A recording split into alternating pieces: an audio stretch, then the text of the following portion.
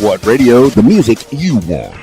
With your host, Keys Dan. Gonna be a sparkling day. RadioWhat.com. What's up, party people? It's Keys Dan with RadioWhat.com, DJLittleRock.com, coming to you live and in living color from the Radio What studios. And this is my podcast, What Makes You Famous. It's an extension of the RadioWhat.com internet radio station that I've been running for quite some time. And if you need DJ services, where do you go? You go to DJLittleRock.com and you check availability and you get a free price quote. And maybe, just maybe, you could have me at your next event. You know, like it's some privilege for you to have me at your event. I'm the one who's honored and privileged to be a part of your day, of your event, of your time, spending time with you and your family and your friends at various events. You know, it's wedding season. It is that time of the year as it starts to get a little warmer, but not too warm, and the brides want to come out and get married. They're getting hitched, and I get to be a big part of that day. I get to be a part of a lot of great days. People at their best times, at their best moments, birthday parties and corporate events even. You know, when people are getting their awards for job well done. You know, I get to be a part of that. Video dance parties and karaoke jams. You know, I'm enjoying myself doing that for the people, and I appreciate everyone that books me for their events. Speaking of events, I got a guy that wants to photograph your events, and I get to talk to him, and you get to hear him in the next few minutes. So today on the program, P.B. Jeremiah, or Jeremiah Holman, to be more precise, out here in Little Rock, Arkansas, the central Arkansas area. He is going to be on the show, and you get to hear a little bit about his story in your ears in the next few minutes. So stick around for that. This week's shows, my video dance party karaoke jam. I have one public show this week, and that's on Friday night. My usual Friday night gig at the Rab in Conway, Arkansas. Very excited to be back there as every Friday, at least 50 Fridays out of the year or so. And that's the video dance party karaoke jam. Yes, I said karaoke. You're the stars of the show. You get to sing on stage for the people. All I'm doing is pressing buttons, and I'll press whichever button you want. I'll play whatever music you want to hear. If you ask for it, I'll probably play it. They got the full bar. The kitchen is open. Pool tables. They got 10 diamond style tables. I'm not sure what that is, but you know, you could come out, and if you want to try to make some money on a Friday night playing pool, I encourage you to get involved with that and put a little more English on that ball so it gets in the hole or something. I'm not sure what putting English on the ball means. It's not like I haven't played pool. I've seen the game. I've been a part of the game. I know that there's sticks and balls involved, but when they start talking about putting English on the ball, I'm not sure exactly what that means. But you might know, and if you don't, you might learn. Join the pool tournament on Friday nights at the Rab. And then on the party patio, they got shuffleboard, foosball, darts. Drunk people with darts. They got giant checkers game, giant Jenga game. There's always something to do while you're waiting to sing on stage right next to me at the Rab in Conway, Arkansas. And you know the dance floor is always open. If you want to shake it, do it. I encourage you to do so. All right, let's give a talk to this fine photographer, Jeremiah Holman, P.B. Jeremiah.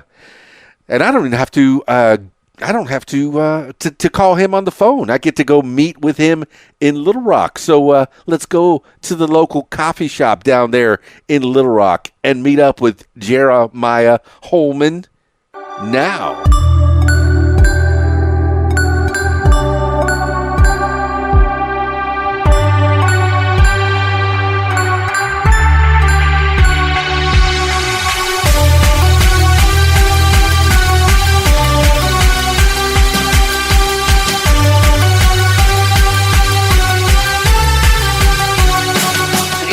Dan, Keys Dan, what do you like to go by? Either way, man. Either way.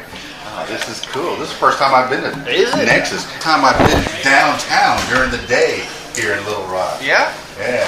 Oh, this is an awesome coffee shop. I do a lot of my editing and stuff down here. I do some photos down here for folks and all kinds of stuff. So, you want some coffee or anything? You know, I probably will in a little bit, but you know, I just had some coffee. I made myself a Bustelo espresso. There you go. Shout out to Bustelo. There you go. You know, What a good deal. little Cuban coffee. Put that one next to your talking hole somewhere. Sure. You want me to close that door? Get rid of some of that background You noise? know what? I'm okay with that. You know, cool. we'll have a little. If you want to close it, that'd be great. It's up to you, know, whatever is gonna yeah, work out. it'll work out a little bit. But we're hanging out here at Nexus Coffee Shop with Jeremiah, photographer amongst other things. And, I mean, give the people a little idea of who you are. You're hanging out on the What Makes You Famous podcast. Well, I appreciate that. Well, I do a little bit of everything. Not master of anything by any means. Okay. I'm a firefighter by career. Dig it. And, I do photography. I've started getting a little bit of videography as well. But I just kind of, I piddle a little bit. But I opened up a business a few years ago doing the photography stuff, and it's been slowly growing. Man, okay. I was a firefighter back in the Florida Keys, Key Largo. Awesome. From 89 to 99. Very I took cool. about 8 months off and went to Orlando for a little bit. But man, firefighting is fun. It is. I guess we could start there, man. Sure. How long you been doing the firefighting thing? It'll be 9 years in July. All right, man. Yeah. See, I was a volunteer firefighter, Okay. but down there, it's a little bit different than the volunteers you might see absolutely. other places. The trucks are brand new. We took care of them like a professional firefighter Right. would do, and it was interesting to me. When I came here, I look at the disarray that some of the volunteer fire departments, their equipment is not quite as up to par as I'm used to. Right, yeah. Funding can be a big issue for some of the small towns. I live out in the county, and we've got one of the better volunteer departments because we've got some tax revenue that comes in. Yeah. But there's definitely some that are hurting for volunteers to begin with, and then also for tax revenue and just other revenue to be able to keep up and maintain that equipment. So in the 9 years, have you seen a lot of new equipment come through, or? Well, being on a career department, politics tends to get in the way of a lot of that kind of stuff. Yeah. I have seen some new equipment come in. The station that I was at right before I got promoted, which I just got promoted the other day. Hey, congratulations. I All right, appreciate man. it. From what to what? From firefighter to engineer, so I'm a driver now. Yes. I was a driver for a while, there man. you go. I enjoyed it. What kind of truck do you drive? Right now we got E1s. A1? I had an E1. E1 pumpers. So Yeah, 500 gallons, or do you carry a lot of water on they them? or- carry 720 gallons on board and 720. 1750 gallon per minute pumps. Oh man, well we can get a little technical with the firefighting. It's been since '99 when I'm done with the fire department, but I remember so much of it, so much fun. Man, I was in my 20s. That was my reckless youth. That's how I spent it, just sleeping at the firehouse instead of sleeping at my apartment or my mom's house or what have you. I would spend nights there, and we treated it like it was a job. We'd have shifts, A, B, C shift. I was always C shift for the majority of that time. And I remember it was 1 day on, 2 days off. So That's right. What else are you going to do? Nothing on those 2 days off? Exactly. So I started out when I first got on the fire department. I actually volunteered on my off days out there in the county where I live, just to kind of build up some more experience, stuff like that. Came on a little bit slower station on the paid department. Right. As time went on, after about 3 years, I stopped doing that, and I started getting a little bit more into the photography and stuff like that, filling in a little bit of time. I did heating and air with another fireman on the job, and I did that for a while. And then when that business closed down, photography picked up enough to where I was able to not really pay any bills necessarily off it, but enough to kind of keep it, sustained and everything, and be able to afford new equipment and pay it off and just keep upgrading. Oh yeah, man! I do miss the fire department. I miss the excitement of it, of course, the lights, the sirens, but then the helping people part of it. The funniest call I can remember in the fire department was, the Key Largo fire. There's a parrot trapped in a tree. And I said, oh, there's a parrot in a tree. Isn't that where they belong? Oh, no, it's a pet parrot. So it was kind of a courtesy call for these people. So we take the pumper out there. It's got a couple of 24-foot ladders. I set up the ladder myself on the tree. Birdie flies away. I pulled down the ladder, put it back on the truck, and go home. We're clear. And the birdie flew away. There you go. Makes it easy. What's the funniest call that you can remember right off? Man, there's ones that you laugh at that you probably shouldn't laugh at, but I'd say probably one of my favorite ones that I like to laugh at was I had a new captain just got over to our station, and it was one of our first calls, and we had a couple drunk ladies that we ran on, and we got there to help one that had fallen down in the yard. Mm-hmm. And in the process of helping that lady up, another one fell. When she fell on top of me. Oh. And so I was pinned face down in the front yard underneath the lady, and I was stuck. I couldn't get out. She was a little bit bigger, and my captain looks down at me and asks what was going on, and I just kind of looked at him and said, "Help, I'm stuck." And from the outside looking in, it was probably one of the more memorable times of what could have been bad but wasn't bad. So you're in the city of Little Rock. I am. You work in the city. I remember in the Keys we had people drank for a living is what they go down there on vacation and just get a little too rowdy and just think, hey, I'm only going to be here for a couple of days. Let's go crazy and get out of town. Right. And nobody will ever be the wiser. and we got to spend a lot of time with those crazies. And that's a loose term. I'm no psychiatrist. I completely understand. I will not diagnose them. All right, so where were you born, Master Jeremiah? What's your last name? Holman. Jeremiah Holman. Yes, where were you born? I was actually born in Minnesota. Minnesota? I went from Minnesota to Arizona to Louisiana to here, and I was here by first grade. So I did a lot of bouncing around with my family growing up. Why? What was Mom and Dad into? Well, my dad worked for Tennessee Pride, Smoky Hollow Foods, those meat processing plants and stuff. And they met in Minnesota.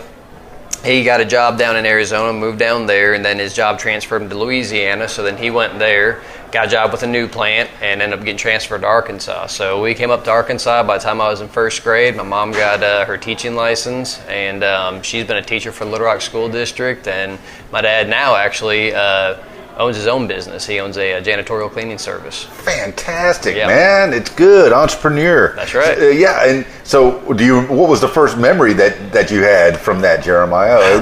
What's your first memory? I don't remember much of anything from Minnesota, but I remember in Arizona, I remember living in some apartments and some of the friends that I had there just kind of playing. I remember it being really hot and just not the most enjoyable climate, but I was young and didn't really care, didn't have anything to really compare it to.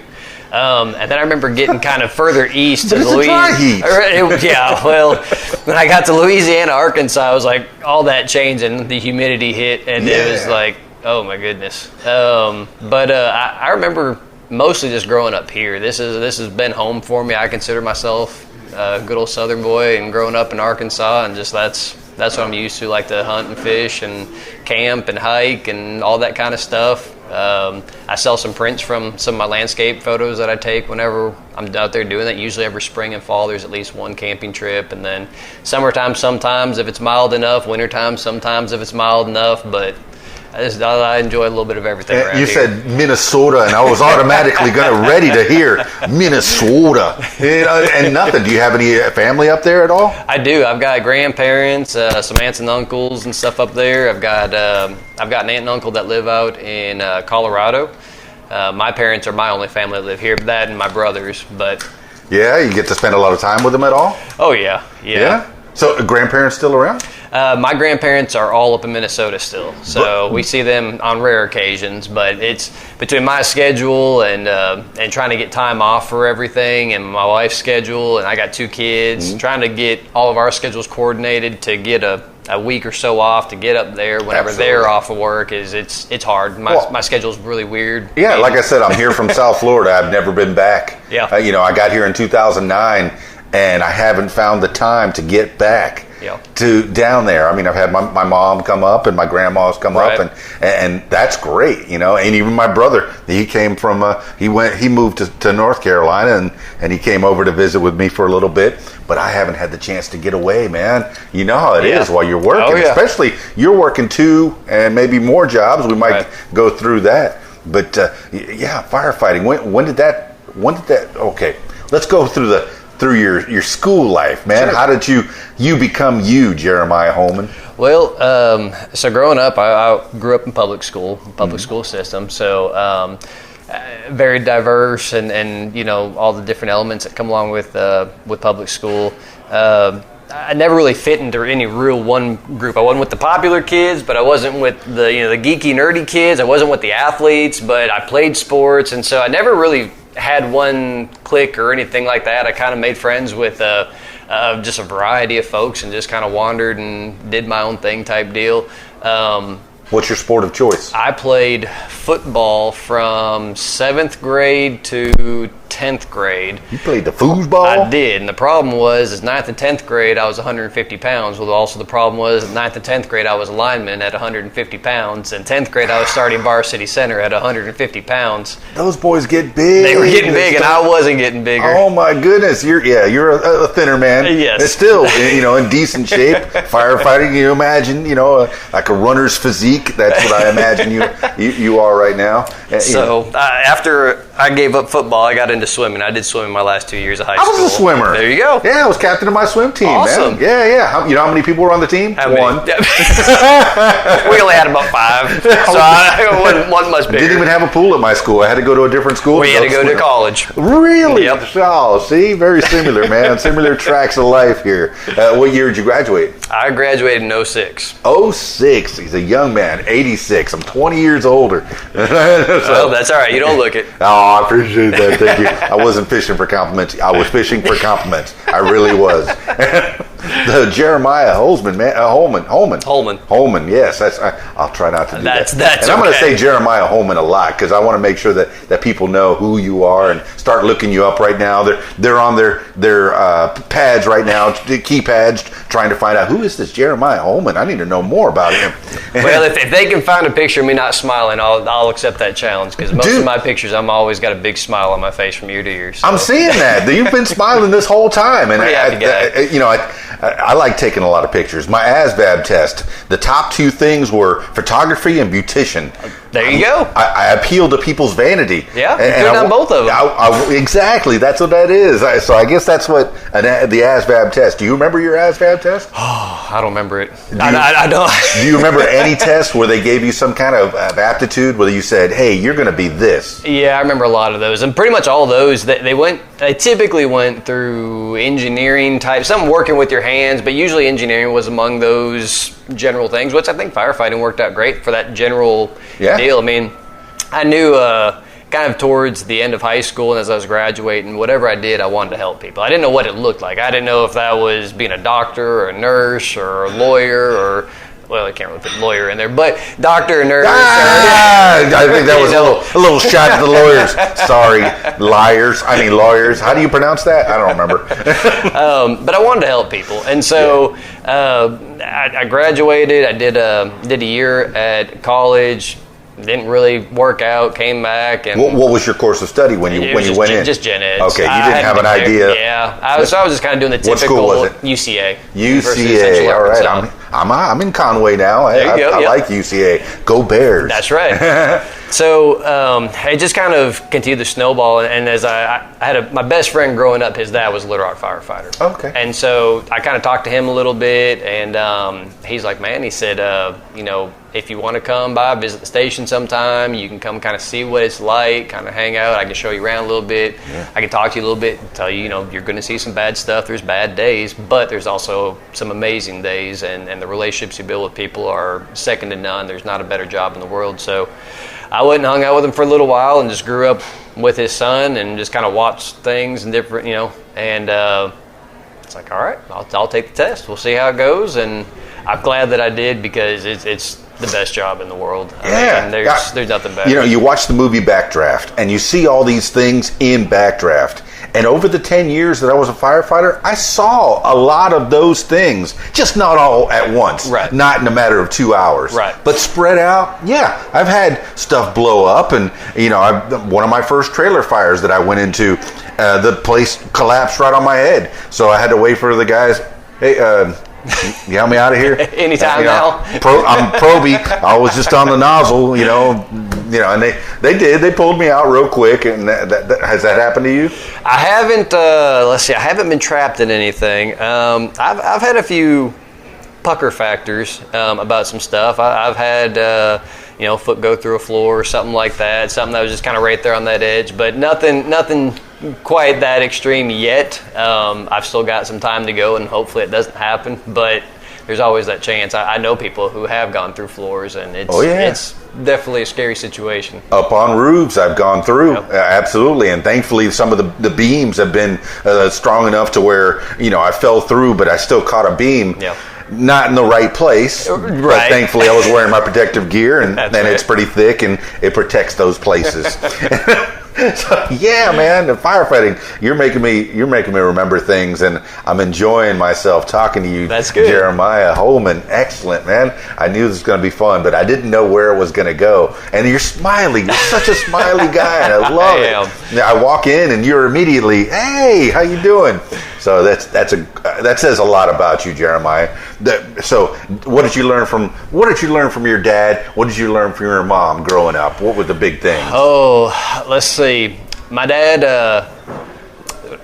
so my dad is black. Okay. Which you would probably not guess looking at me. No, I wouldn't. You're very white skinned. Hey, I'm half Cuban, and I think one of my first cousins is dark as night. Yep. So I know I have some black in me, and I was like, okay. Yeah, but yes. I'm about as white as a sheet of printer paper at this point. I don't tan at all, but he's actually my stepdad. But I consider him my dad. He raised me. He was there for my whole life, and I'll say, growing up in the South with a white mom and a black dad, and having two mixed brothers, you eventually find all the stereotypes that come along with the South. You're eventually going to hear stuff. You're eventually, there's going to be things said and done that you wish weren't there, but are there. But I learned from my dad to one, don't accept handouts, earn everything, work hard, and he was never one for a handout. He when he started his company, he would work a lot of times 14, 15, 16 hours a day, come home, sleep for a few hours, and then go back out and work another 12 hours because he was the only employee when he was starting it out. So it was he had just had to grind and just keep going, and he had to do all the selling, and he had to do all the office work, and he had to do all the work by himself. And I was about, 13, when he started the company, and so I'd go and I'd help him on weekends whenever I could with just little stuff, but he used to call me vacuum boy because that was one of the few things that I was old enough to be able to help him out with. So I'd pull trash and clean bathrooms and vacuum and whatever else. But you tap on your family first when you need help. Absolutely. Is he the dad that you've known your whole life? Yes. Man, we have such similar tracks. As my dad was out of the picture probably by the time I was born. Yeah. And my stepdad, my brother's dad, is the one that I knew as my dad for most of my life. So, all right, very similar tracks. Yes. But you were the oldest. I was. So you had to guide and you had two siblings? I had two younger brothers, and they're 10 and 12 years younger than me. Oh, yeah. So there was a big gap there that we didn't really have a lot of things in common growing up, so there wasn't like that real close-knit brotherly deal. Now that they're older and I'm older, we've got a lot more in common, and we like to stir the pot, and we like to take jabs at mom and dad and get them all riled up, and typical brotherly stuff that you usually grow up doing. We're just now kind of getting into those phases, but now they're both old enough to go drink beer, and so we'll go get a beer together, or whatever, and it's pretty good stuff. Now, their skin tones, were they more predominantly black? My middle brother Corbin, he's pretty light skinned. He kind of looks like just a tan white guy. Sure. Yeah, like he was from Florida or something like that. My youngest brother Noah, though, he's a little bit darker complected. He's got curly hair, stuff like that. So you can tell he's biracial. But looking at my middle brother, you probably wouldn't guess that. Right, but you get a perspective that not a lot of other people have. Right. I remember the C. Thomas Howell movie, The Soul Man, where he took these pills to make himself black so he could get into a college. Yeah. And then at the end, and I'm going to say spoiler, on this movie that's 30 years old, at the end, he goes back into the courtroom or into this hearing to James Earl Jones, and James Earl Jones was the guy presiding, and he says, hey, you found out what it's like to be black. And C. Thomas Howell says, no, sir, I could always change back at any time. So you had this perspective from your own brothers growing up. Well, were they? And yes, I had the same thing when I moved from South Florida, where everybody gets along with everybody, giant melting pot. and then I come to Little Rock, Arkansas, to the deep South, and it might be a little more segregated, but I think I've still found my pockets of people loving each other. There is, and the bad thing is if all you do is submerge yourself in the media, and all you do is submerge yourself in what other people say, and you never actually get out, and everybody's so tapped in their phones and social media and the news and TV. Everybody's got a screen in front of them, and if they don't ever go out and talk to people, meet new people, and stuff like that, you're never going to see what it's really like. I don't think things are as bad as it sounds, but if you never make that effort to go out and find people and talk to them and get their perspective on things, you never know that. And so when all you hear is the bad and you never actually see the good, it eventually will wear on you. It'll change the way you look at life. Yeah, brand new term that I just learned about in your phone, just confirmation bias. Yep. You start following the past, the groups that you want that are like-minded. Hey, you know what? I kind of think like that. Let me follow that group. And you don't diversify. You don't go out. And you say you go to the bars, and at the bars everybody's there. Right. You know, everybody likes to eat. Everybody likes to go out and have a good time, listen to music. Yep. And you're going to find that people are people, man. Just love your fellow man and woman. Absolutely. And other. You know, I guess there's that now, but. Yeah. Oh man, I'm enjoying this. Well, good. I am too. Chatting with Jeremiah Holman, firefighter, photographer. I know we haven't gotten a lot into the photography. Did you take a lot of pictures when you were a kid? I didn't actually. So I remember When'd you get your first camera? I got my first camera actually when I was at UCA. I was working at Target while I was going to college on the weekends. And I got this cheap little, I was a broke college student, and I had saved up just enough money to buy this little 4 megapixel point and click, nothing special camera. And I played with it for a little while and little things, but there was no manual settings on it. There was nothing really that you could do other than just take a picture. Right. So I did that for a little while. That's your first camera? That was my first one. Never had a film camera? Nope. Oh, that's the new age, the people after 2000, and even just a little before. Yep, that was my first little camera was that. Never got to venture off into the film stuff. Now, I know some film photographers that still shoot film, and they're amazing because whereas with the digital camera, I can take 1,000 pictures and find the one that I like the most and throw away the rest of them. The film photographers that I know, no, you got to be precise because the film costs more these days, developing costs more these days. So you want to make sure that you maximize your opportunity whenever you take a shot. So I remember when I was taking pictures with my mom's Minolta, I'd be sitting on my belly looking at that shot, trying to get that one shot because I knew I had 12 or 24 exposures, or sometimes 36 when I was feeling saucy. Yep. And that's all I had. And then you get those pictures back from whatever developer that you and blurry, not cool. But then I did get my first digital camera, and it all changed. Right. I could take 30 of the same shot and pick that one. Yep. And that's what you've been doing your whole film career. Right. So what kind of pictures were you taking with that first 4 megapixel camera? I really don't remember exactly. Because at that point I thought it was cool, but it really wasn't, it wasn't anything I saw myself doing for any kind of money or any kind of hobby. I never really saw myself going down that road. Why did you buy the camera? It was just, I guess it was just one of those things that, at the time, I think my phone was like a Razor or something like that, so at that time, pictures, if you didn't have film, your options for digital stuff was pretty limited, even on cell phones back then. I mean, take a picture of you and me 3 feet from each other, and it's, I can make out your eyes, but I'm not going to see really any details in anything. So I got it probably just to have it for pictures in general, but I didn't really have any plan for it. As time progressed, I kind of drifted away from all the photography stuff. I'd look at a photo a friend or somebody would post, or I'd look on a magazine or something like that. That's a cool shot, but I never really thought much more of it. That's about 2007, maybe? When did you go to UCA? Yeah, that was probably 2007. 2007, And so I got back into it actually right after I got on the fire department. So I got on the fire department in 2011. So 2011 was a rookie, and it's kind of like, man, I'd kind of get back into it. So I got a Nikon. What was the first job you did in the fire department? Hosman. Oh yeah, Yep. nozzleman. Yep. The guy that puts the water or the wet stuff on the red stuff. That was. I loved it. And Surround and drown. Exactly. It was easy, no real responsibilities, because everything, if you screwed up, it all was, right up here. The guy right behind you, your lieutenant or whoever it is. Yeah. That's so. I got back to the photography. Got a Nikon. I think it was a Coolpix or something like that. Is what they were called. Wife got it for me for Christmas, and it was just a point and shoot one, but I think it was like 12 megapixels. So I thought I was up there at that point. Yeah, you were. And I still had no idea on really anything about photography. I'd go and I'd take a shot of a sunset. Sometimes it would turn out, sometimes it wouldn't. So as time still went a point on, and shoot. it was still point and shoot.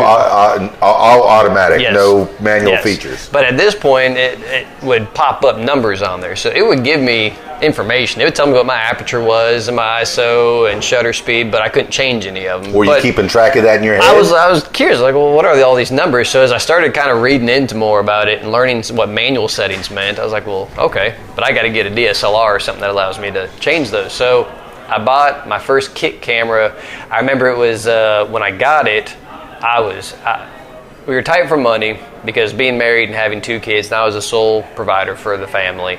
Oh, we didn't even go through the love story. When did that happen? But we'll talk about that.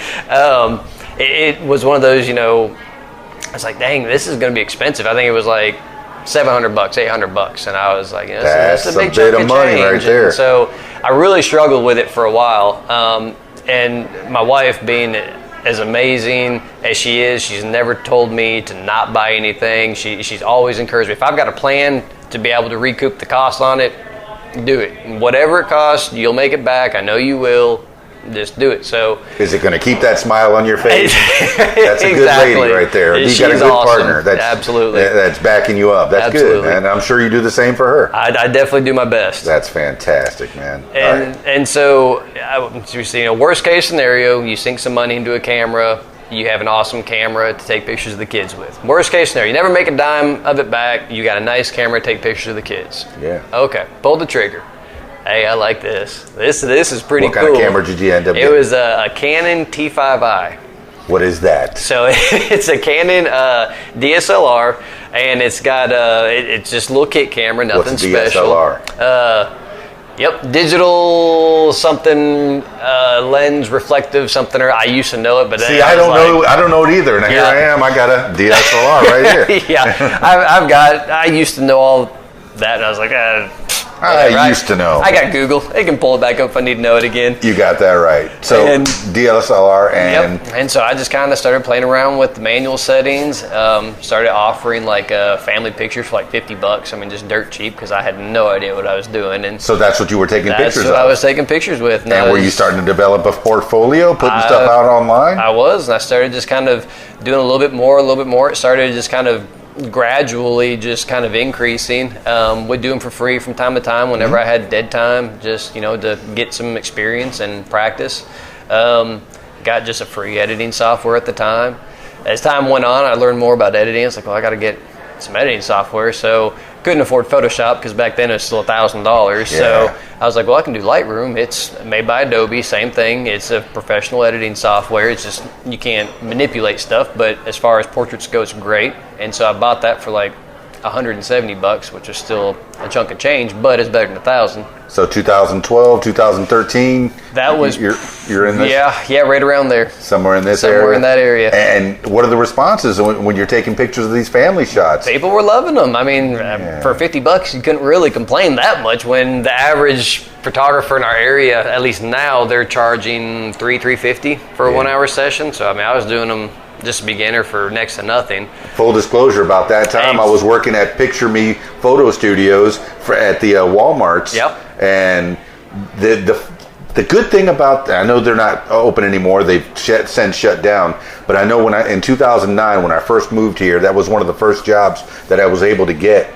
And the advantage of that is the room is set up for that camera. Right. They had a Canon set up on with the aperture right, the f-stop, the light in the room was perfect, Yep. which is why those rooms get perfect pictures almost every time. Yep. You throw them through the little editor, within an hour, you got the greatest family pictures ever made. Right. But you have to go out and do this out in the world. Right. So continue.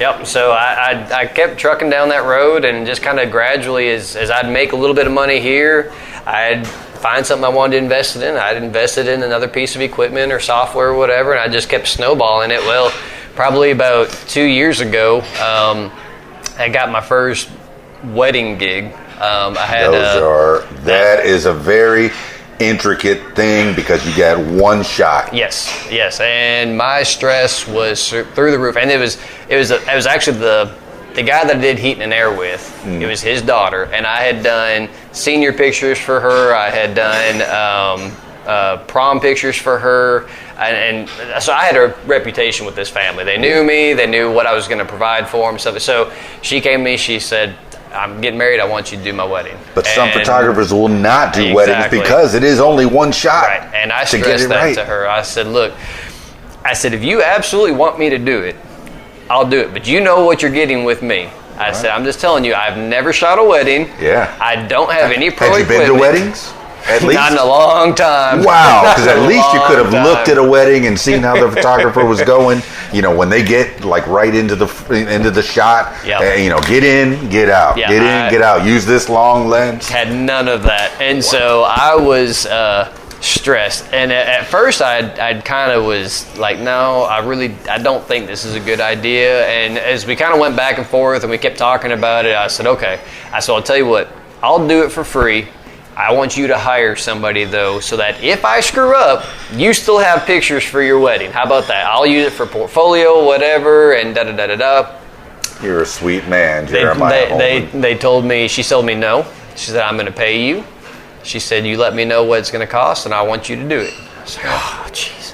And so we talked about it, and we kind of got information about the venue and timing and everything. I had enough general information about photography to kind of piece together some ideas. Did a lot of research. Knew I needed to upgrade a camera and a lens if I was going to do it. And so we talked about some things. We set it on a price. I want to say it was like $800. I mean, it was just enough to cover equipment I needed to rent. Oh, you better believe stuff it. like that. And it so gets expensive. It does. You know, and it's not just that day. It's all the editing afterwards. Exactly. And making sure that those pictures are proper. Exactly. And if they want any prints, forget it. You got to pay for those prints too. Right. So yes, $800 is very cheap, on the cheap. Yes. And so we went through that. Well, it ended up being, she went to a bridal fair or whatever down the road, relatively close to the wedding, and she actually won a professional wedding photographer package from a young lady here locally. So that had to take a little pressure off of you. Yes. So she came back and told me that, and I was like, okay. I said, I was celebrating in my head. I said, at least, I said, if you still want me, I said, I'm there. But at least we know that somebody with some experience is going to be there. And they're like, yes, we still want you.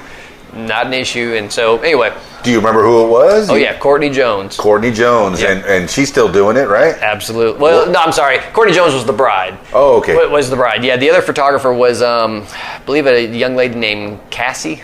Cassie, okay. Yeah. Work well with others when you walked in We kind of did our own deal.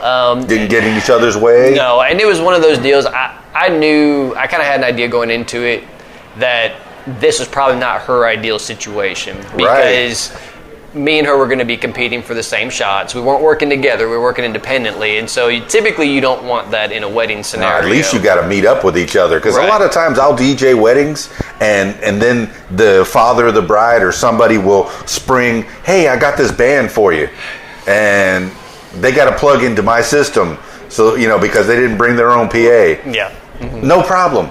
No problem. Work well with others. Not my ideal situation, but I'll sit back, no problem. Yeah. It's not my show, it's their show. Right. And it's their wedding. It was Courtney's wedding. Right. So ultimately, that's the one you had to make happy. Yes. And that's what we did. So, I mean, me and this other young lady, we did fine. We gave each other the room and stuff like that, very respectful of each other and everything. There was no issues there at all.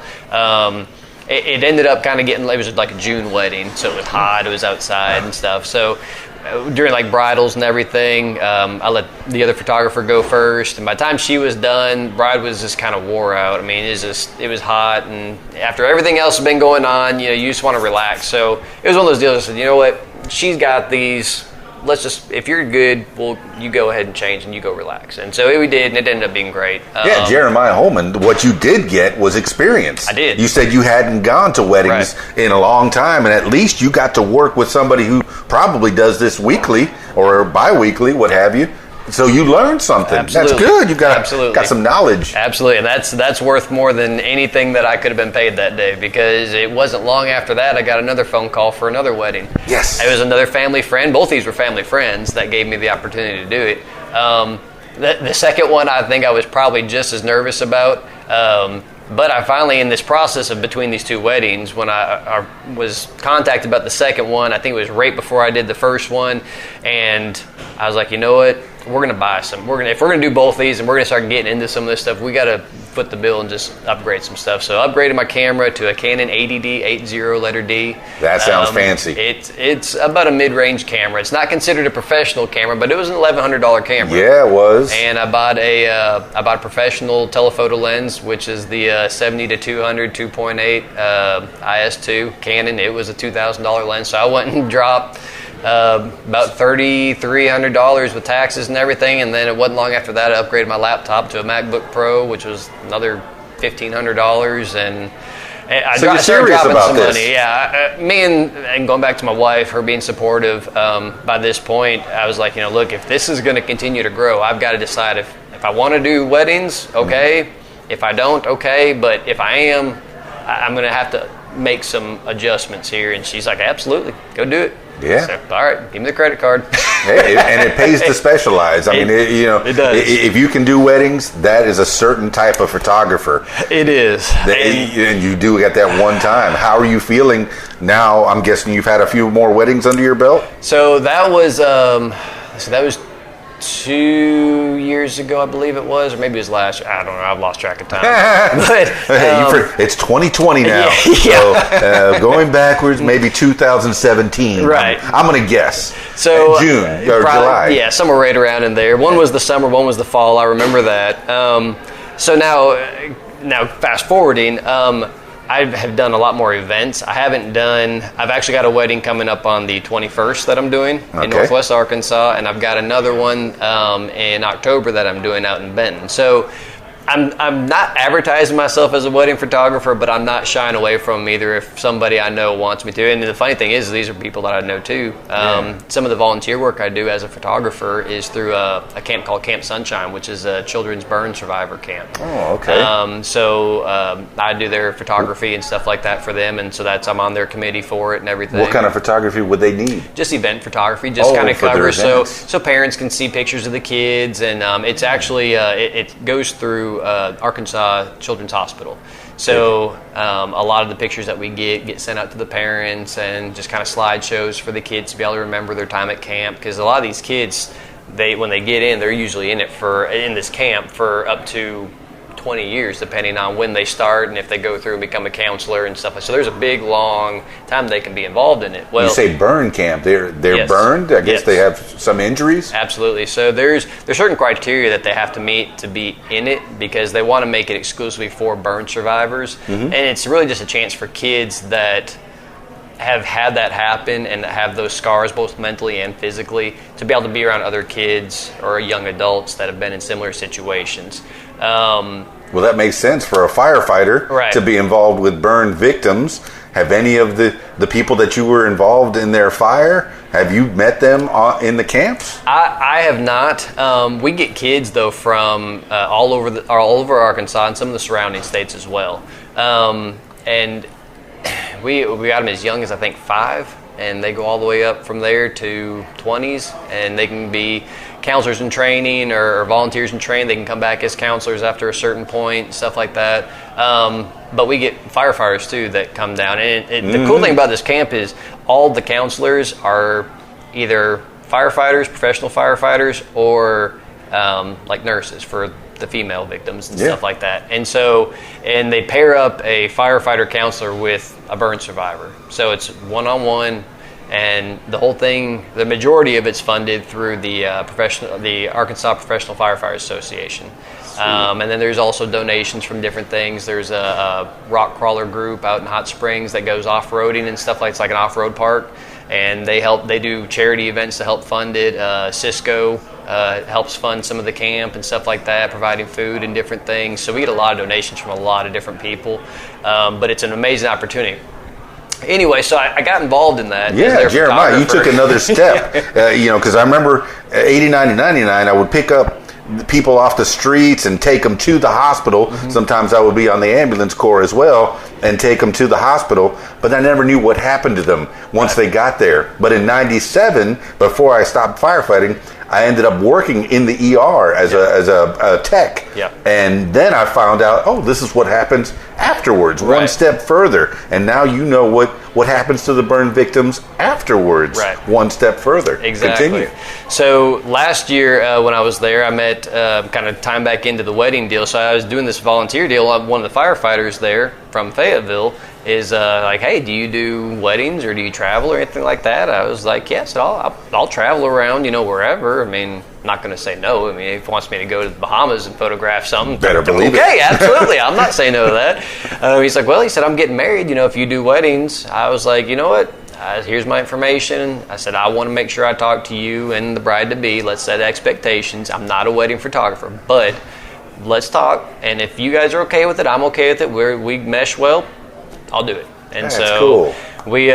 we worked it out, went and met them in Conway, and bride liked me and groom liked me. They looked at some of the work I'd done from the first two weddings, and so we booked it. And so that was coming up. A lot of being in this service industry, I'd get to DJ a lot of weddings. When I was in the Keys, it was 100 weddings a year sometimes, but as long as the bride and groom like you, and I didn't get to meet a lot of them because it was destination weddings. Right. But if they meet you on the phone, they get along with you, that personability is, you have to be a good person before you can get into the service industry and excel. And that's one thing that you already right off. As soon as I walked in, like I said, big smile on your face, shake hand. Hey, good to meet you, Jeremiah. And here we are sitting across from each other. And I'm going to give the shout out again to the Nexus Coffee Shop. They didn't know they were going to be hosting this podcast, but here they are, Nexus Coffee Shop, Little Rock, Arkansas. Put that on the walking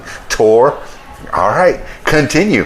I want to get into the love story because you're already married by the time you're starting to be a firefighter. Oh yeah. Where'd you meet the honey? So she's gonna listen to this, and she's probably gonna hit me if when she listens to this part. So we actually went to high school together. She's a grade behind me. Sweet. And what high school? Parkview High School. Parkview in Little Rock. Oh, okay. And so I was a senior, she was a junior, and we hadn't really ever talked at all. I recognized her from passing the hallway, but other than that, knew nothing about her. I think I probably didn't even know her name at this point, but I remember coming out of one of my classes one day, and all of a sudden I felt somebody pinch me on the butt. Ooh. I was like, well, what is this? It's I turned around and looked at her, and she just grinning at me. Yeah. And I was like, okay. I mean, I'm not going to say no. She's cute. And I was like, okay. And so I went off and did my thing.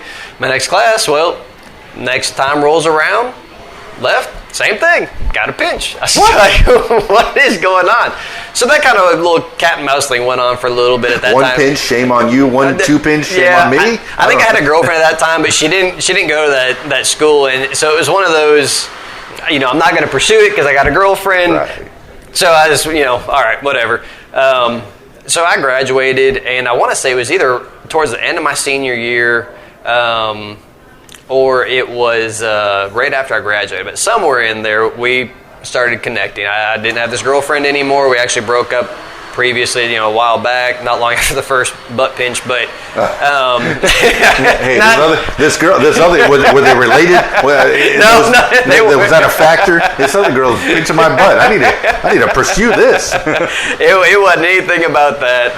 Okay. But we started going on a couple dates and stuff, and it just kind of, we liked each other. I ended up going off to Conway to UCA. She graduated, and she was living with her grandparents and kind of working and going to school out here. And what does she want to be when she grows up? At this particular time, she didn't really know. Okay. She had bounced between being like a dental assistant or hygienist or something along those lines to interior decorator and a handful of other things. So in your 20s, do everything. Try everything. So we kind of dated on and off throughout that year, that time span and stuff.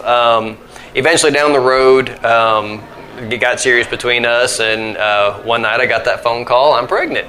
Whoa! And I was like, that's okay. really serious between you. It was.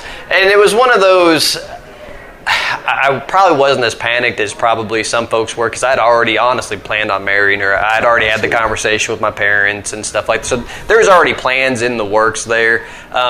We by no means did it the way that we would have liked to have done it. But it was, one of those, well, I've got responsibilities now. Mm-hmm. We're going to start taking the next step. So was with her through it, the whole deal, and I started looking for another job. I was like, well, I can't. I was working at a coffee shop, not this one, but a different coffee shop at that time. And I was like, well, I need insurance, and I need to be able to set some goals here of things that I can do. And so we got married, had our daughter Emily, Aww. And that was in '08.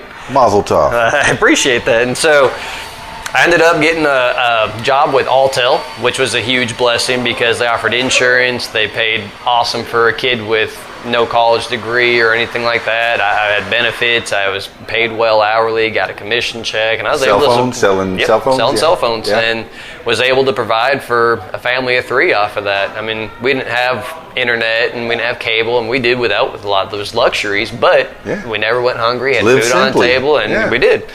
So did that for a while. Alltel got sold to Verizon. Did that for a while.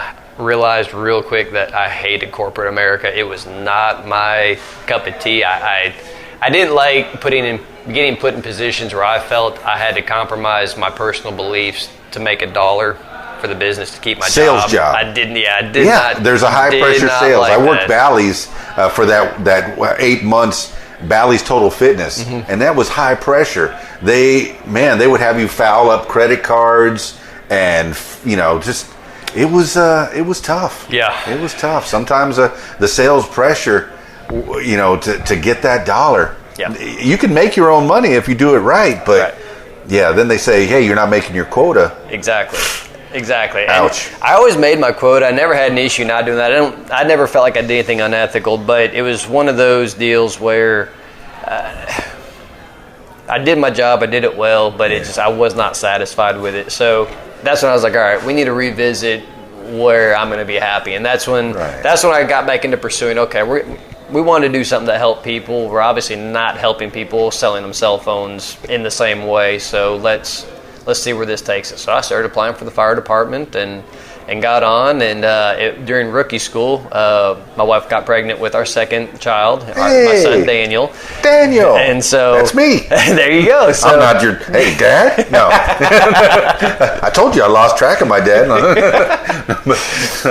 Daniel, good name. Yeah. So we had him, and just been kind of chugging along with the career and the wife, and now she's actually back in school. She's getting her prereqs out of the way so she can apply for nursing school in the spring. And so if she stays on track, she should be able to be in nursing school by January next year. So get it. Mom's a nurse, and she says, everybody, be a nurse. You don't know what you want to be? Be a nurse. Why don't you be a nurse? She's got a great heart for it. She wants to do children's ER. Yeah. And I've told her, I said, if that's what you want to do, absolutely go for it. I think getting some experience in the ER is awesome. I said, but just understand, if you're working in children's ER, you're going to see dead kids. I was sticking little kids when I was working in the ER myself. I was a paramedic in the ER, and just I remember it was heartbreaking. Right. So I spent a lot of time in the heart instead of going to the pediatric section, I'd spend in the trauma room where you're trying to put people together, or the urgent care where you're just fixing bones and stuff, and triage. That was pretty fun too. But I stayed out of pediatrics, man. It was tough. Yeah, and she's got a heart for it. She's pretty much our whole marriage. She's done work-wise. She's done stuff that dealt with kids, whether it was daycare or special needs kids. She did several years of helping out with special needs kids at some local places around here, and so she's got a heart for it, and she's awesome at it, and she's kudos to her, because I couldn't do a lot of what she does. And she's a mama. That's Absolutely fantastic. That's where you get that training to begin with. Exactly. Taking care of your own kids, Emily and then Daniel. That's right. That's bragging on the wife. Bragging on the kids. What are they doing these days? Well, my daughter is she's very involved with church. She sings in like the youth worship band. Yeah. So she's making Daddy and Mama proud with that. She does what church? softball. You can shout them out. Grace Church in East End. Good church. Absolutely. Good worship. Good fellowship there. Absolutely. All It's right. a little small church that, I say it's a little small. It's about a mid-sized church, but it's growing, and it's growing for a reason. They are reaching some folks out there and doing it in a way that I think is refreshing these days. You get a lot of the mega churches that want to compete for folks, and these guys are, their pastor, Tommy and Chris, they're more in the mindset of, look, if this church has a youth program that fits your kids better and they want to go there on Wednesday nights, send them there. Yeah. We're going to pray for them. We're going to respect them. We're going to do everything we can to help these other churches. Other churches that are bigger than them, smaller than them, it doesn't matter. Yeah. They shout them out. They pray for them. And there's like no competition. It's, our end game is Jesus Christ. It's not come here so we can get more tithes and be bigger ourselves and do this and that. So they're awesome. So that's what my daughter does. She does that, and they got a band, and Emily's singing with them. That's absolutely. Excellent. She's got a beautiful voice, just like her mama. And what? Mama's singing too? Mama's got a voice. She gets a little nervous in front of people, but she's got a voice. I've been trying to get her. I was like, hey, you could go and do this too. Be a mama-daughter type thing. I'll see her at karaoke. There you go. She can do it. Might have to get a few drinks in her, but she'd do it. Okay. But so daughter plays softball. It's her 4th year playing softball. She absolutely loves that.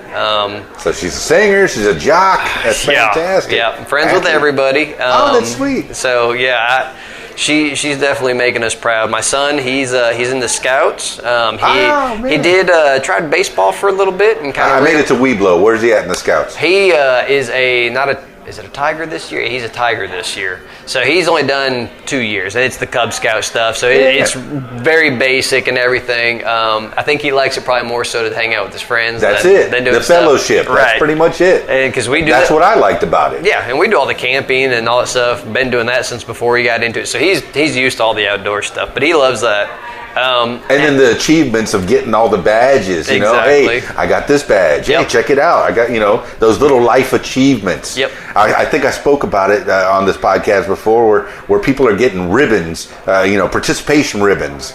You got to make those achievements, right. And that feels good. It lets you know where you're going to succeed and where you are going to fail in life. And it's okay to not everybody is fit for everything, and that's completely okay. Yes, not everybody is made out to be a fireman, and that's okay. Yes. And so so Daniel, yes. Yep. So getting those achievement badges. Absolutely. And so we tried him out in baseball for a little while. Baseball. And team sports just really wasn't his thing. He had more interest playing with his friends in the outfield and rolling around in the grass, being a boy, just whatever. How old? Right now he's 7. At this Man, particular time, he was probably about 5, and it was one of those, you can't really get mad at him. He's got the attention span of a fly. It's not going to stick with him. As you should. And so I was like, all right. So we kept looking around for stuff for him to get into. Well, we found a BMX track over in Burns Park in North Little Rock. That's $5 every Tuesday for a practice, for 2 hours of practicing. And we're like, he likes to ride his bike. Let's see what here goes. So we started doing that, and he absolutely loves that. That is fun to me, man. His deal. You got him a good bike, and he's out there. I was mag blessed. wheels. I was blessed from another fireman whose kids outgrew the BMX stuff, but they grew up doing it. And he's like, man, he said, come over to the house. I think I've got an old bike that will work for him. And I did, and it did, and it's a nice bike. It's got a whole lot more upgrades and stuff on it that I have known nothing about, but he absolutely loves it. And so take the winters off, but here now it's warming back up. We'll get back out there, and he's getting ready to do his first race, hopefully coming up soon. Just haven't scheduled it yet, but he's absolutely loving it, and he's the sweetest little boy. He plays with everybody. Doesn't matter if they're mean to him or nice to him. Doesn't matter. He wants to just be friends with everybody and wants everybody to like him, and he's got a great heart. Well, one thing the two of them are going to appreciate, they're going to have this all documented. They got a photographer dad that's going to be not just bragging on them, but also have that photo documentation. Absolutely. I mean, I'm guessing you're taking pictures of the girl doing her baseball and doing her singing, and taking pictures of the boy doing his, maybe not baseball anymore, but doing his BMXing. Yep. Do you have that on your pages as well? Absolutely. I've got that one, I believe, that's not on my Instagram, but I believe on my Facebook photography page. age, I've got some of those deals because I do for the softball. I try to get in good angles so that I can get pictures of all the girls on our team catching and hitting and everything else. Playing the game. I can get with that nice $2,000 lens that I've got for weddings. I can zoom in out there and get them in the outfield doing whatever. If it's just picking their nose, I can get that. Yeah. My son, the track out there is Bonsai Track in North Little Rock, and shout out, represent. They're awesome, and they'll let me out there on the track right between all the ramps and everything. I can get out there and I can get photos of him coming and going. And it's actually what he asked for his birthday last year. Is he said, "Dad, will you come out and take pictures of me riding?" Absolutely. Yeah. And so we did. We made it a trip out there, and that's what we did that evening. Well, here's something.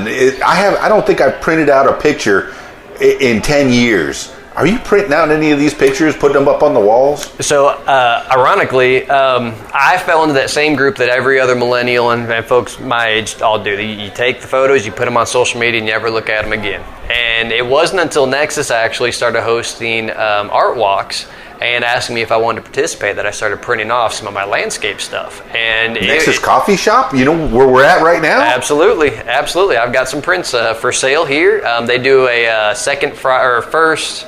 They do a Friday night art walk. I think it's like the second Friday of every month. And they host local artists. They've got a big focus on local art, local artists, local creative folks, whatever it is. They've got a pottery guy that comes in and makes pottery and sells it, jewelry,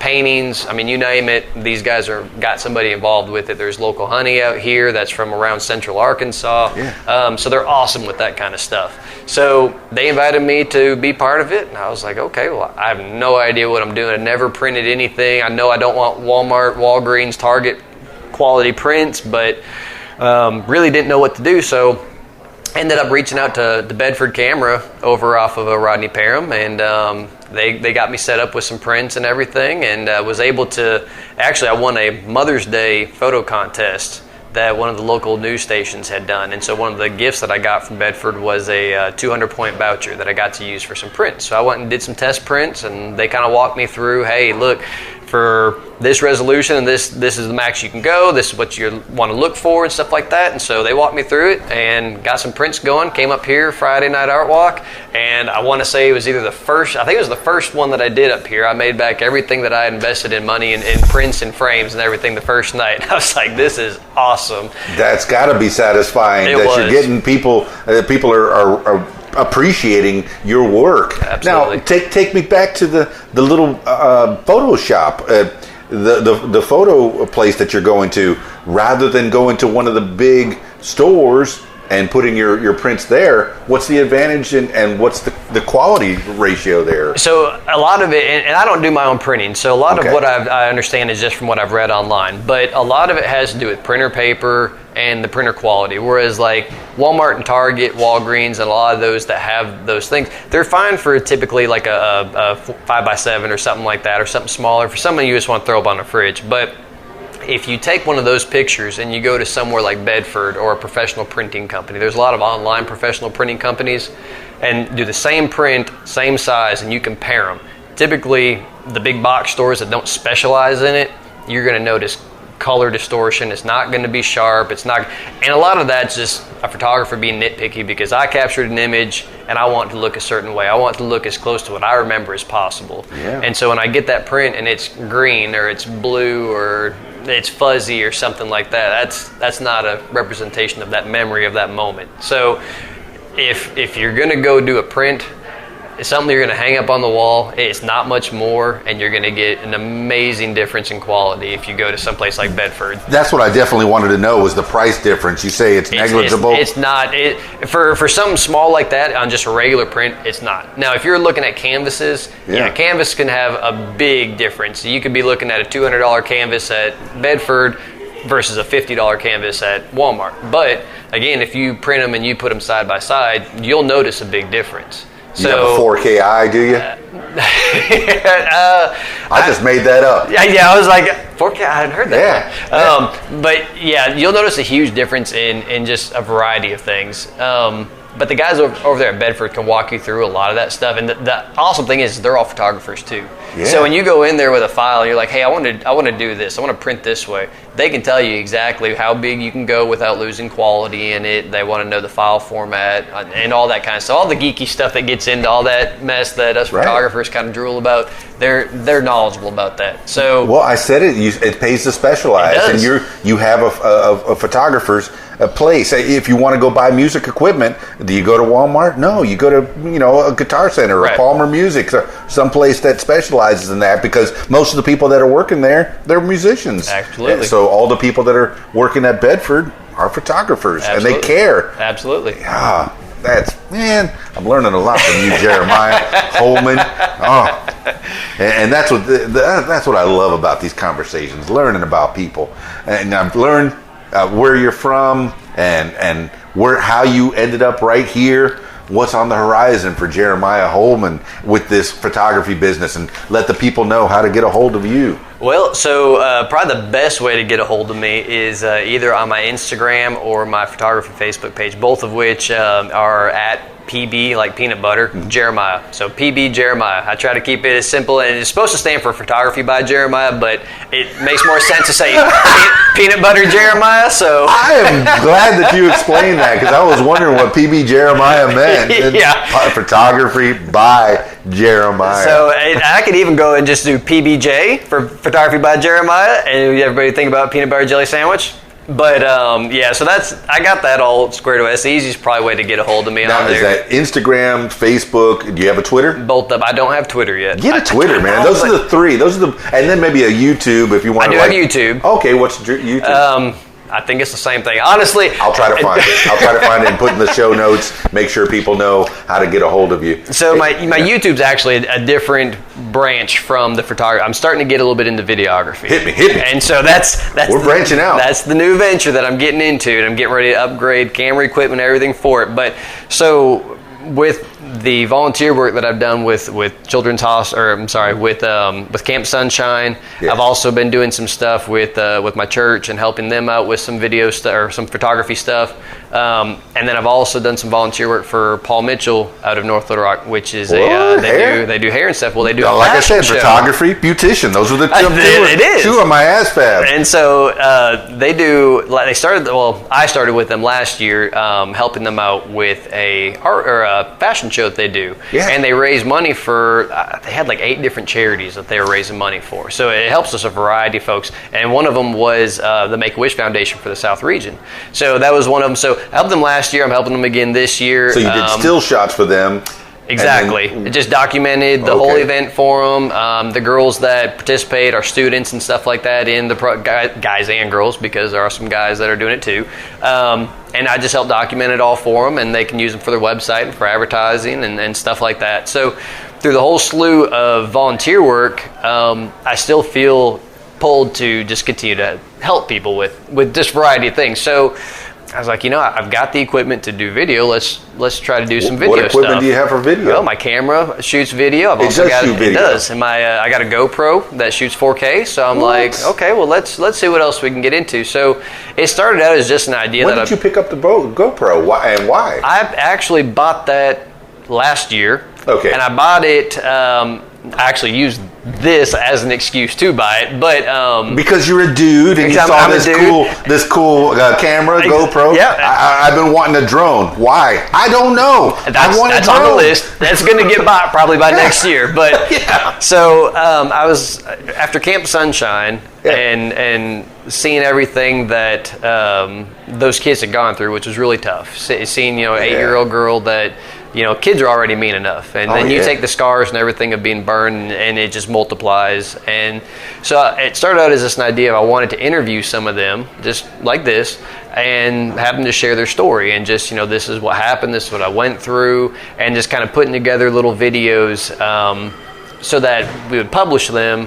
Other people around the country that maybe went through something similar could watch it and say, hey, I'm not alone. Maybe what she's going through is something similar I went through. And they can reach out and and just kind of find a way to connect.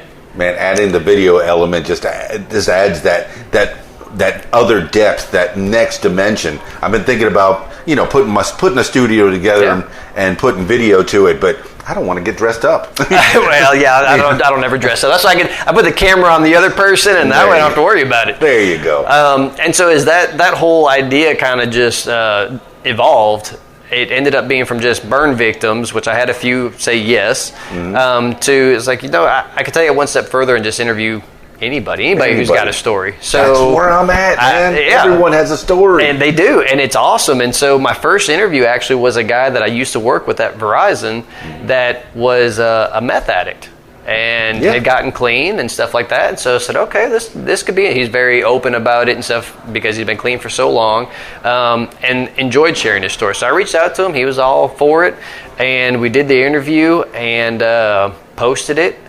And it was like the next day he had a guy from Texas that worked at a rehab facility that was like, hey, we loved your video. We want to share it with the folks here. Is that all right? He's like, yeah. And I let him know, yes, my Facebook page would keep up with how many interactions and stuff like that. And the interactions were like, or how many people were reached. It had like 4,500 that it had reached within like a week or something like that. And so that was pretty cool. And then it's kind of, I've done like 6 or 7 of them. So I've done a couple that had, a couple people that had recovered from drugs, meth, cocaine, different things like that. I did a couple burn survivors. I did a young lady that grew up in the foster care system that had a rough time in that. And just got done posting one from another firefighter who was diagnosed with complex PTSD.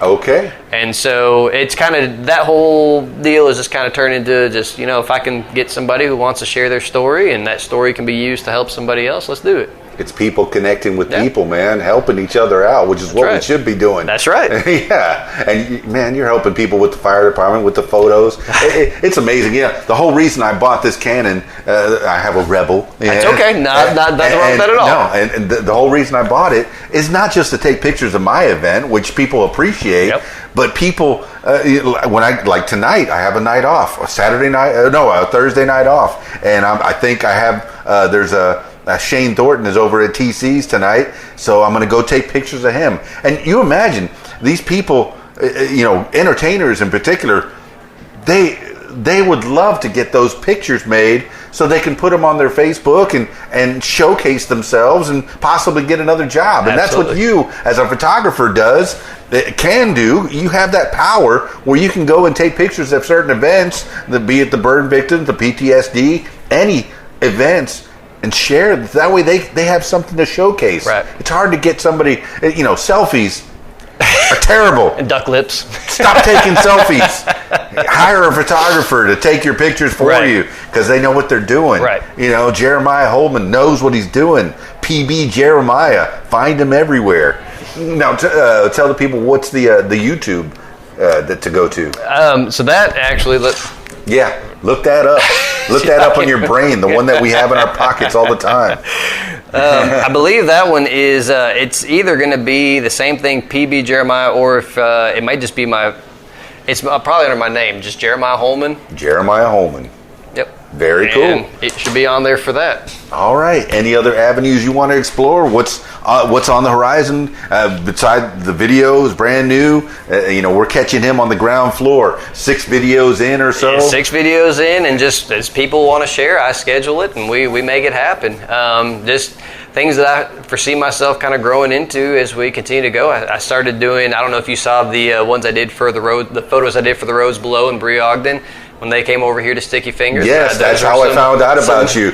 Bree Ogden, I'm a fan, big time. She's awesome. And that night, actually, so I went to, in the rows below, Phil Evans, the singer, I went to school with him in middle school. Cool. And so that's kind of how that whole night ended up transpiring. He's going to be back in town. I was like, man, I'd love to come just take some pictures and stuff. And he's like, yeah, bring it, come on.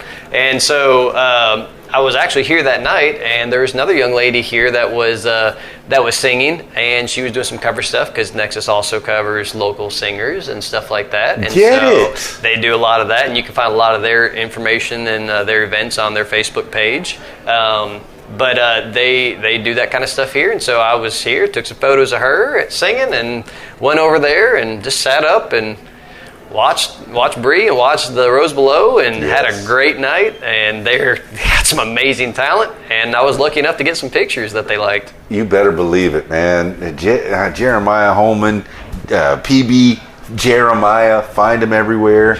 So good. Usually when I wrap these things up, I give you the last words for the people. You can tell people a few words of wisdom, words to live by, something that pops in your head. Tell them how to get a hold of you, whatever you want. This last words for the people, Jeremiah Holman. Life is short. Capture the memories.